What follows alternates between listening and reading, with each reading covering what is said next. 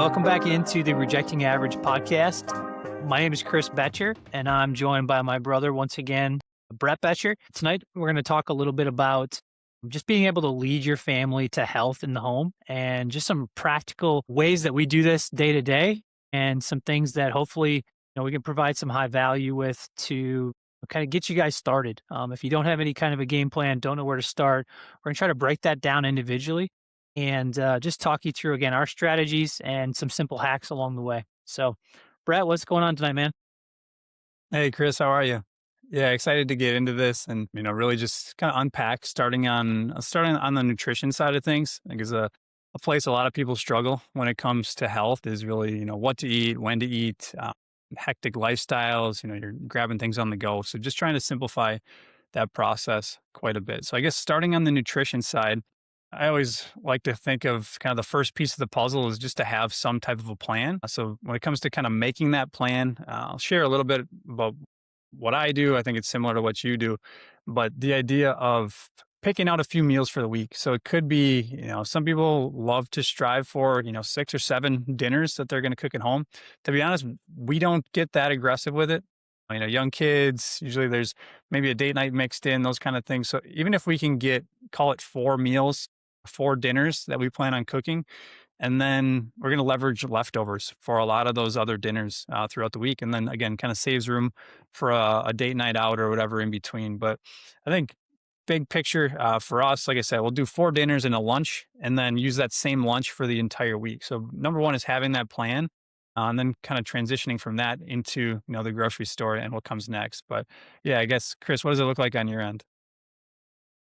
Yeah, I mean, tonight was a perfect example of that. We've got some t-ball that I'm coaching right now, and we've got some softball as well. So we didn't get home till like 8 o'clock tonight, but in the middle of the day, I actually fired up the Blackstone and cooked like 3.5, 4 pounds of chicken thighs with a bunch of veggies and rice. And so it was cooked already at like 2 o'clock this afternoon. And now we ate it tonight. We'll probably eat it. My wife and I for sure will eat it tomorrow. And, kind of getting the kids to be able to at least explore some different foods too. Again, I can't sit here and say that they always eat exactly the same thing we do. We do our very best with that, but we just want to make sure that we're showing them that we're doing our very best to introduce new foods and the same things that we're eating, are at least going on their plate. And I think it just the more you can simplify your system, the more it's easier to put some of those quality foods in front of them on a consistent basis because you don't have to rely on the fast food, every single night to be able to just fill those gaps. So yeah, I think that's a huge thing for us is just being able to have that game plan. And for us, that means like usually on Sunday afternoons, we kind of have this little chalkboard that hangs in our kitchen, and my wife and I'll kind of fill that out, look at kind of what do we have in the freezer that we haven't used in a while, what do we want to try. If there's usually no more than like one new thing that we're going to try that we haven't done before. I think that's a good rule to follow in general is like, if you haven't cooked before, don't try to cook 3 new things in the same week because you're going to burn yourself out really quick because it just takes a lot more focus. Whereas once you've done it a few times, those meals, you can almost do it, kind of without really having to give any extra energy. But those new meals, there's always something you need to pick up that you don't necessarily have right away the first time. And that just adds unnecessary stress to, the entire week. And that's really what I want. I want to be able to create a system that I don't have to think about. And that's kind of what we kind of aim for, as best we can in the midst of the chaos of our week. So yeah, I don't know if that resonates at all with you. We both have, a lot of young children. It's loud. And so the last thing you want to do is in the midst of that have to deal with trying to think through a bunch of new ideas when it comes to food.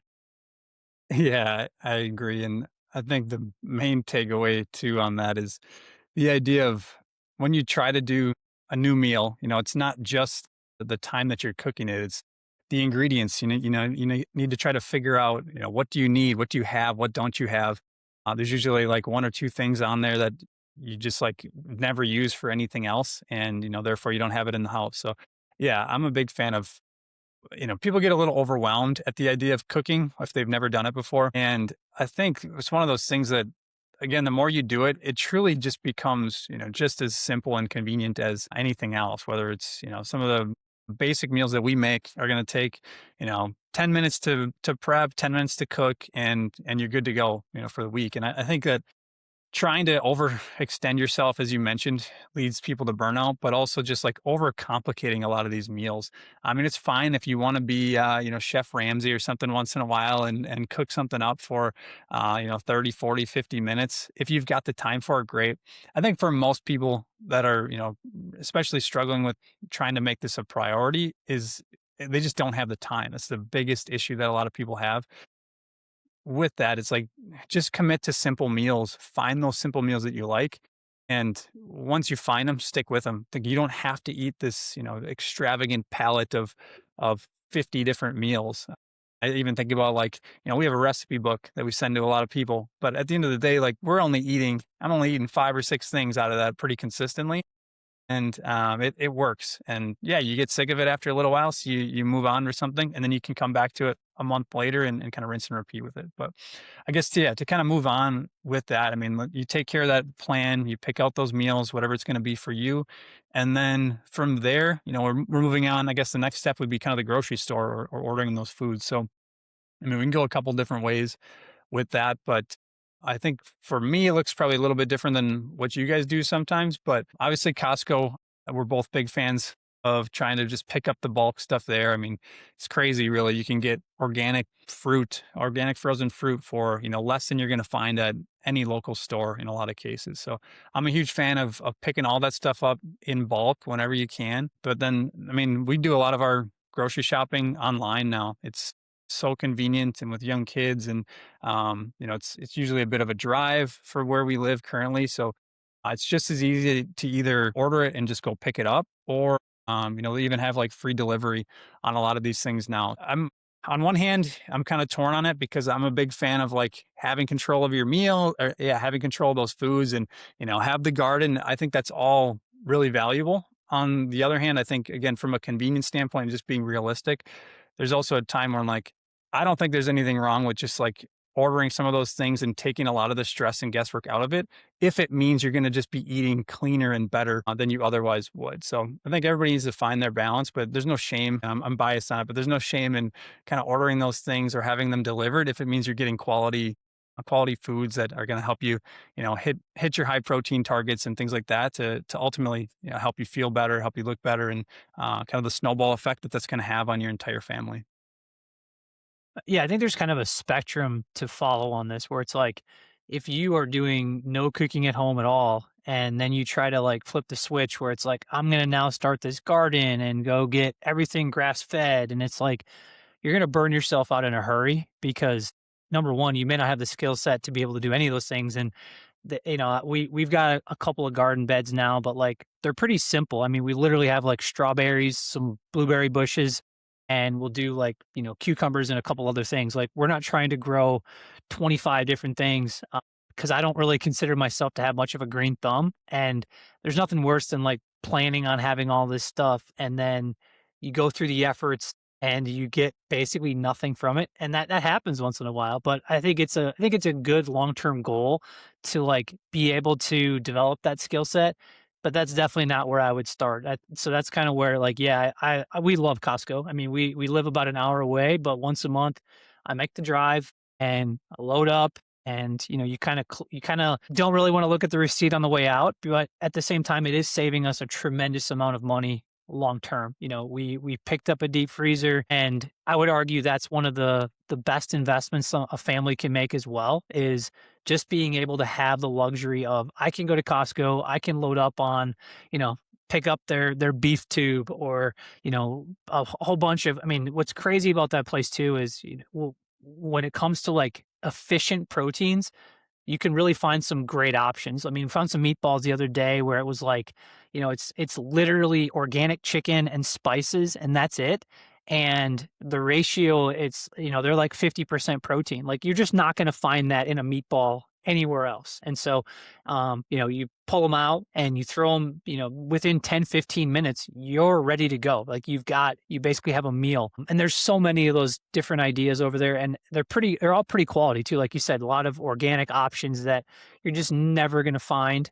And if you do find it in a regular grocery store, they're going to charge you, 5 times what you're actually paying at Costco. So, yeah, I don't want to spend too much time, kind of preaching Costco, but I do think that for the average family, the cost savings and the efficiency of meals that they can provide, it's definitely worthwhile. But yeah, and then we can kind of get into the next piece of this, which I think is where you were going as far as like once you have the game plan, once you've accomplished the grocery side of things, you've got to execute that plan. And one of the simplest ways to do that is literally, okay, what did we plan out for this week? Now I've got at least got to make sure I pull those proteins out of the freezer because, for me, I'm not throwing a protein away. So if I pulled it out and it's thawed in the fridge, like I'm going to cook that thing. And that's, puts you in a position where you're committed now. Like you can't throw that thing back in the freezer after you've thawed it out. So that's, I think, a really easy way to just be successful as well is just making sure like, okay, this is what we're planning on cooking up. Monday we're doing this, Tuesday we're doing leftovers, Wednesday we're doing this is like Monday, whether it's Sunday night, you could pull out both of those things for Monday and Wednesday and just put yourself in a position where like now you don't have an excuse. It's thawed, you're ready to go, and you can kind of move forward from there. Yeah, I agree. There's nothing worse than, like you said, getting to the end of the day and you don't have anything pulled out, and that can leave you kind of scrambling. So I agree. Having the plan first and foremost written down is big. And then at the same time, kind of the opposite end of that is like having some convenient options available for when that inevitably does happen. And you mentioned the meatballs and some of these other things. I think chicken sausages, for example, that you can literally just pull out, and even from frozen, or I'll use like frozen shrimp, for example, you can take these foods from frozen to cooked in probably 15 minutes tops. So, something like shrimp, you can pull the whole bag out, run it under some lukewarm water, and you cook it 5 minutes later, and it's going to be cooked in another 5 minutes. So, some of those things, again, you're not going to make these maybe Instagram worthy meals once in a while, but yeah, some call it chicken meatballs and throw that with a side of rice or something basic like that. And you can still at least put together a decent meal with, calm whole foods without just like needing to spend hours in the kitchen. And there's a million ways that you can mix and match some of those things. But yeah, I'm a fan of obviously trying to eat as clean as we can most of the time, but also having some of these fallback options when, you mentioned T-ball or whatever it is that's going on. And sometimes you get home late and it's either like fast food or something really convenient at home.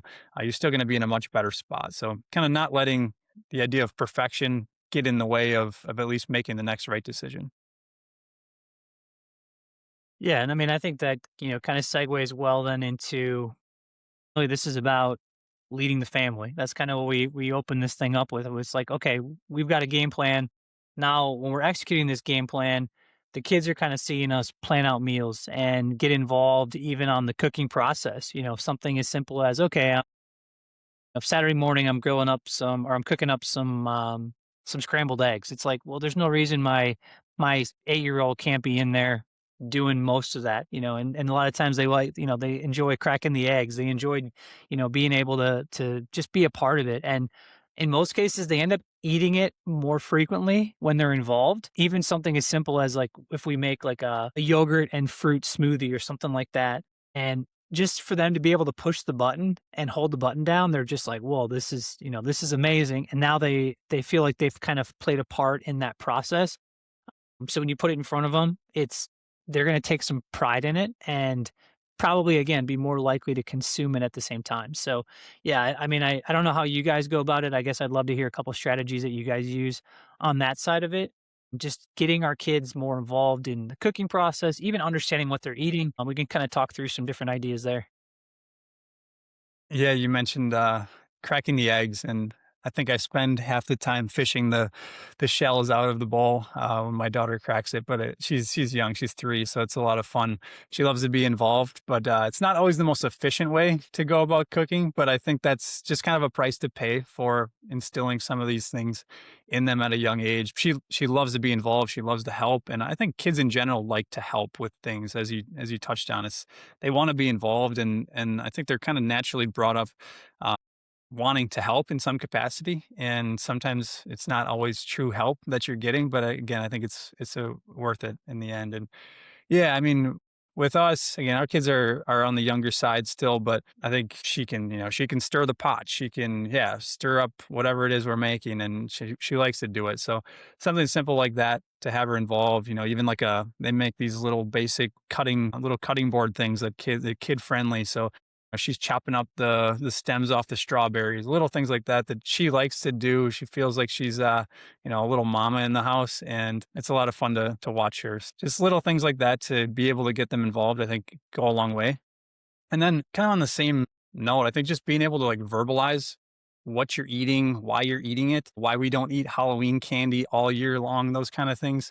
I got Easter coming up. It'll be kind of the same conversation of like, hey, these foods are not like off limits. I don't want you to have kind of develop some just like unhealthy views on candy or food in general, but also recognizing that like we don't eat candy every single day because, it can ultimately affect our health. It affects how we feel and those kind of things. But on the flip side, it's like, hey, this is protein. Protein helps, you know, if you want to get big and strong and all of these things, like that's how we do this is, by getting your protein in, it's going to help you so you're not hungry before we're back home for the night or whatever it is. So being able to just kind of, they don't always grasp all of it, obviously, but I think the more that you can talk about some of those things and, at least establish some level of a baseline on what's a healthy food, what foods are not helping us be healthy in the long run, at least when we're consuming them regularly, they certainly grasp on. I know you had a recent experience with that of them kind of recognizing some of those things as your kids get older.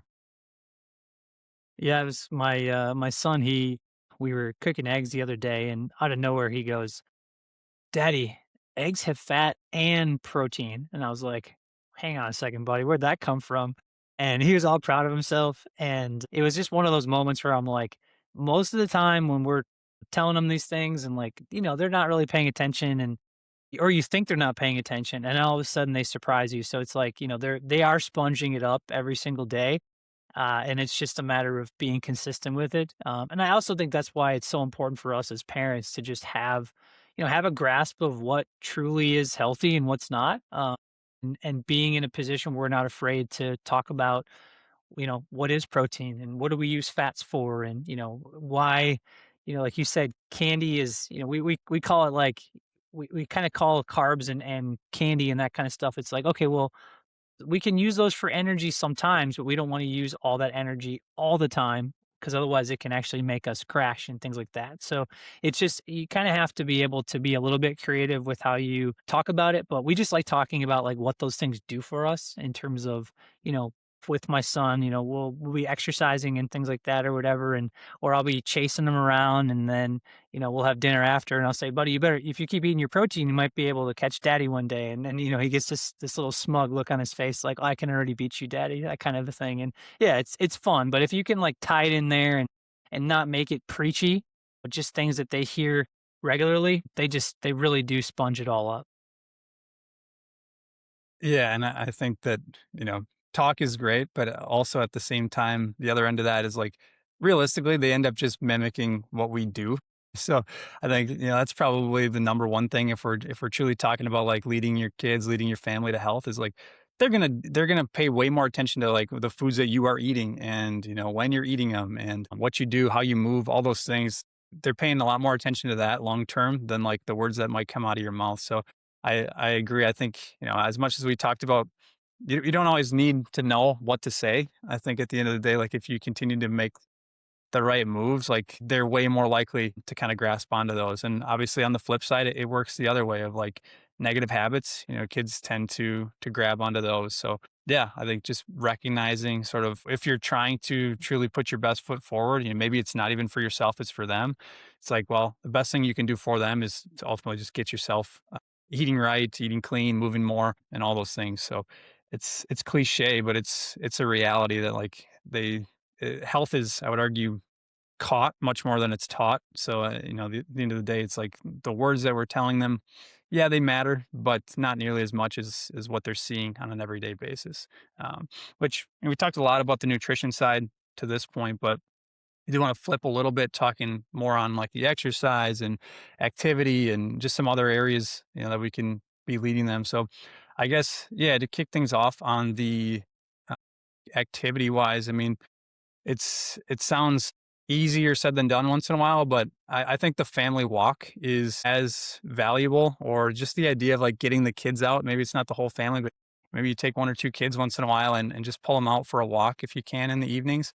I think that's huge. And it can be just a nice mental ability to decompress for yourself, but also you get the kids out of the house, they can run around, burn off some energy, weather permitting, and ends up kind of transitioning to, yeah, just an easier household, quieter household later on. Hopefully get the kids down and in bed a little bit sooner. But yeah, I guess, I think the walks down by you, I know down in South Carolina, you guys probably get out way more than we are right now. We're dealing with a lot of rain and kind of the crappy April that we get here with the gray skies. But I guess, yeah, what does that look like for you, Chris?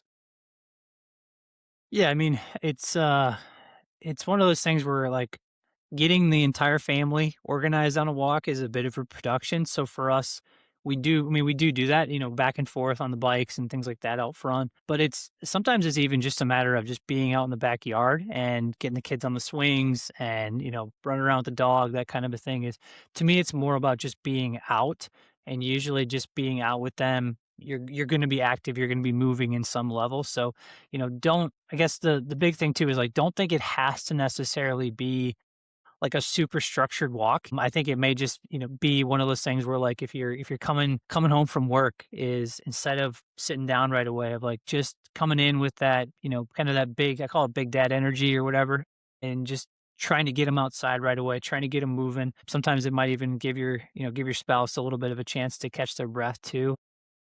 That way, a lot of times it can kinda help you get some energy too. If you've had a long day, it's a bit of a reset to just get out there. The kids, they just bring so much energy and so much life, and when you combine that with some sunshine and some fresh air in your face, you could have had a hell of a day, and you do, 20, 25 minutes of activity with the kids, and you're like, "Okay, like, I'm back again," and now I can really be a little bit more present as I work through the rest of my evening. And sometimes the marathon that then is bedtime after that, is we all need plenty of energy for that as well. So, but yeah, I think it's just one of those things where being outside, being active, you're showing them that, like, hey, this is what we do. Like, as a family, we get out, we move, and it's you can combine that with, parks too. Like, we're a big fan of parks. Nobody seems to use them around here very often, so we always seem to have them to ourselves in most cases, which is unfortunate. And it kind of sometimes I go to the park, and it makes me think about, kind of the title of this podcast is like, we're rejecting average. Like, nobody else is out here anymore. Nobody else takes advantage of parks. You look a little strange to be the dad running around them and swinging from the monkey bars with their kids. But, like, that's what I want to stand for. And, really what I want my kids to stand for as well. Yeah, you took the words out of my mouth as far as the rejecting average side of that being, there's not that much competition as far as kind of being the super dad these days. And I hate to say it like that, but like as far as on the physical side of things, there's just a lot of work to be done, and ultimately, like I think part of that, it's a snowball effect of like people don't have energy to go and do these things, kind of because of the nutritional approach in a lot of cases. So it's like if we can kind of start back at some of the things that we touched on at the beginning of this. It's like if you're eating right, if you have a plan there, suddenly, I mean, we see it all the time with some of the people that we work with. Of they're 2 weeks in and they're just feeling a lot better because they're eating better, and therefore, now the idea of trying exercise for maybe the first time in years in some cases doesn't feel quite as overwhelming. So, I mean, yeah, when we think about like changing our bodies, that's one thing, but even just having the energy to be able to go to the park and participate and not feel just completely drained after work every day. I mean, you and I mean, just to rewind a few years, it's like you and I were in that position where, you go to long day at work, you come home and maybe you're not doing all the right things on the nutrition side of things, and you just feel like crap. So it's very easy to kind of get into that trap and that cycle, and then you don't feel good, so you continue to not put the time and energy into the nutrition side of it. So just getting back to breaking that wheel at some point, and kind of seeing the effects of that then see in your kids, and being able to participate, play, and do all those things with them. It just makes it so much easier to keep putting the time and energy in, because at the end of the day, like it is easier to order Uber Eats or, hit the drive through than it is to prepare meals. Like I'm not going to lie and and pretend like there's no effort involved, but at the end of the day, like I also don't think it has to be nearly as difficult as a lot of people think when they haven't tried it before, or at least haven't tried it in a more realistic way. Yeah, and it's like you don't have to be perfect. A lot of times you just have to start, and you start to realize that like the vast majority of people are just they're never going to start. And so by you just taking a couple steps in the right direction, your body is going to actually respond pretty quickly. If it's I'm going from coming home sitting on the couch to going and now every day when I come home I get outside with my kids for 30 minutes, and or if I try to have a couple of better meals, my breakfast and lunch. I take control of those 2 meals and all of a sudden, boom, like I've got better energy. And so that's where the nice thing about the body is it responds extremely well when those inputs are all of a sudden in a good spot, and you can see like we like you said earlier, like a couple weeks of consistency, and like you can start to feel like a new person, and usually the results start to compound from there as well. And everybody's got different goals, but I think we all could really benefit from having high energy. And when you have high energy, kind of the world just opens up to you at that point, and you feel like you can pretty much overcome anything at that point. So I think that kind of ties into of like when we're talking about leading our kids, of like being able to do some more activity at home, if that's just running around with them in the backyard, or like doing some actual exercise with them, trying to show them, doing some squats, doing some push-ups, doing some simple movements in the garage, whatever that might be for you. When they see it, they're curious, and all of a sudden, you got a couple little, youngsters next to you that are trying to mimic what you're doing right there. And they don't care if dad is still in your mind. If you think you're not where you want to be, they just see like you're moving, and that's cool, and they want to do what you're doing. And so that's I think that's can be really encouraging too, is like as you're taking those steps and working through the process, a lot of times they're going to be some of your biggest cheerleaders. Yeah, I love that. I always think of, as the kids get older, I kind of look forward to the idea of being able to either bring them to the gym or, do something around home. Yeah, got the daughter doing push-ups or something next to you. And that's already a lot of fun. But yeah, I think that, on that note, I think there's something to be said for truly like the home workout. And number one, the convenience of it, but also just to demonstrate that in front of them. So like it's great to say like, yeah, dad's going to the gym, and I do mostly go to the gym just for our current setup.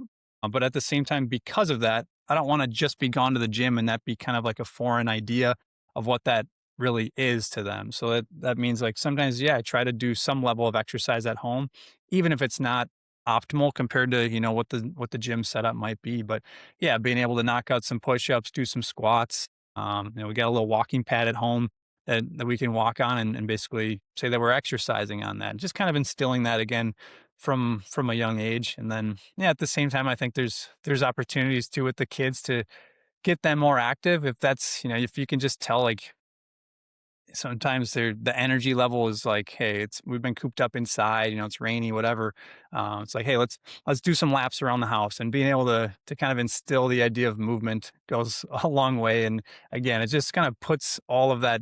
Kids have so much energy, kind of applying that to something physical, I think can be really beneficial when they're a little bit, kind of extra stimulated or a little bit pent up.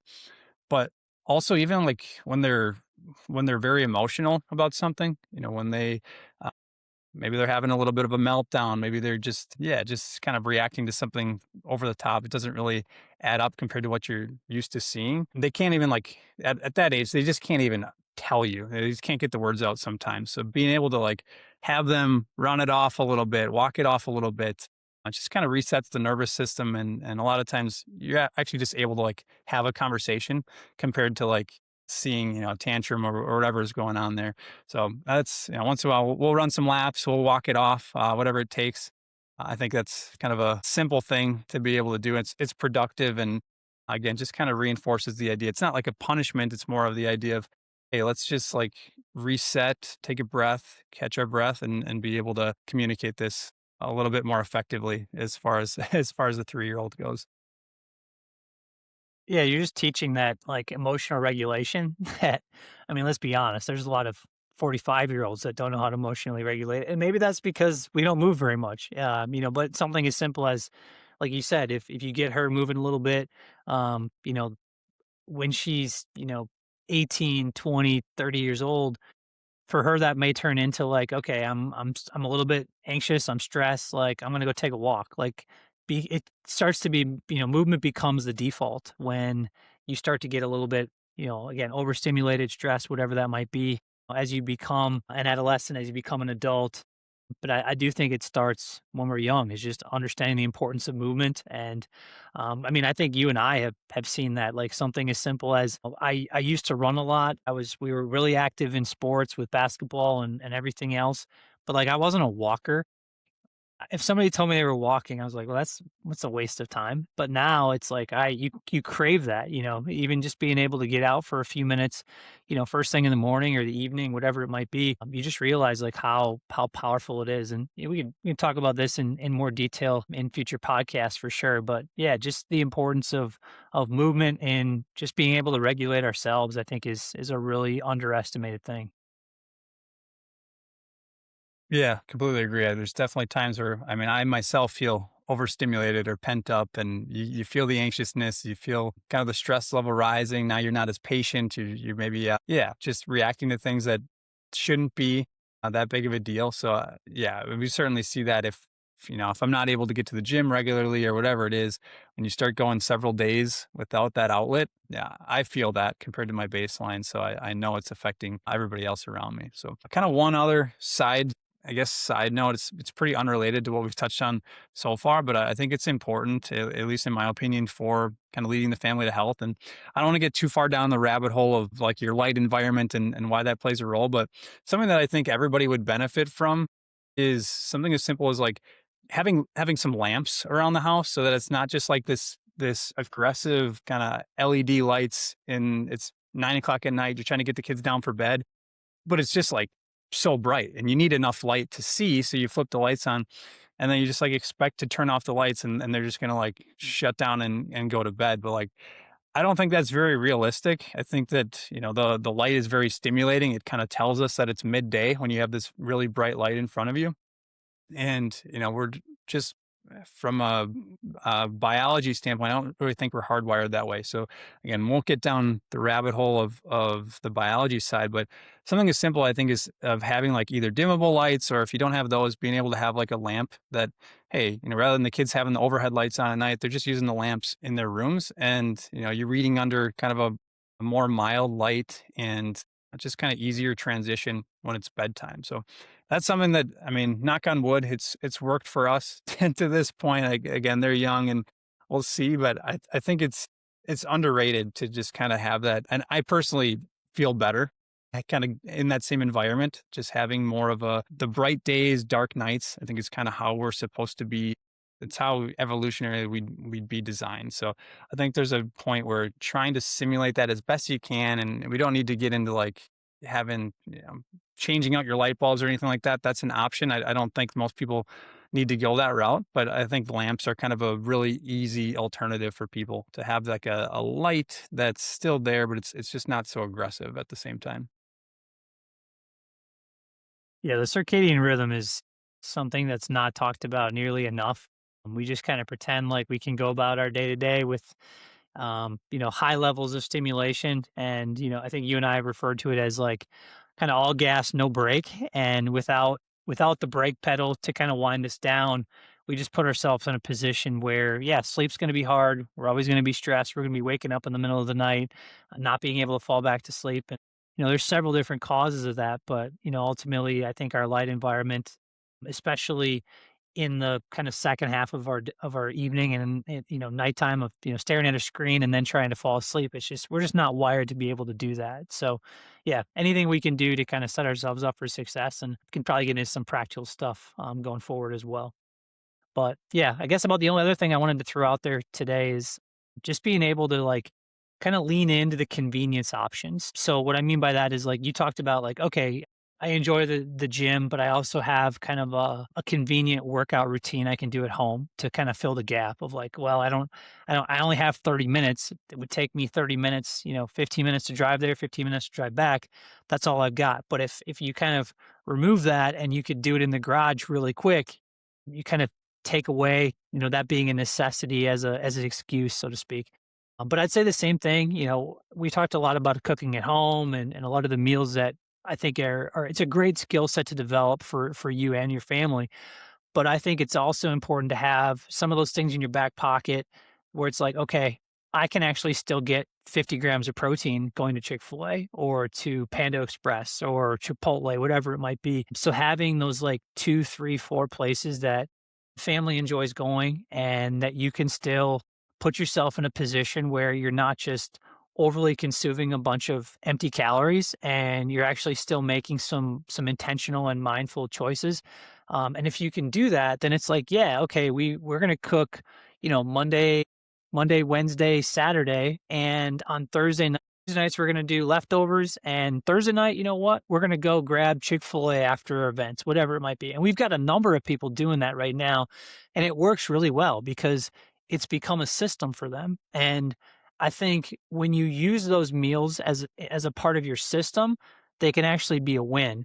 When you're aimlessly kind of wandering through your week and you're going to those same places, but you don't have any intentionality, now you're kind of set up for failure. And now, you're going to go and you're going to spend too much money getting a bunch of food that's not going to leave you feeling full, but it's also going to probably be an extra 3, 4, 5, 600 calories than what you actually need. I guess that's kind of I think you and I try to be practical with our approach. And this is one of those areas where it's like, oh, fast food evil. Like, no, I actually believe it can have a place in our society because of how busy we are, especially with, when we're trying to take care of everybody else at the same time. We kind of need some of those things to be able to fill the gaps once in a while.